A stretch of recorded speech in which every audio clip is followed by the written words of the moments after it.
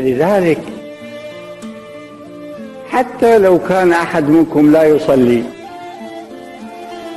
في دستور الدولة، سواء الدستور اللي وقع صدام حسين ومؤمن به أو الدستور المخترع اللي ملاه المستشار الأمريكي على العراقيين، الإسلام دين الدولة. فأنبه مرتين على وقت الصلاة لكن تهمل.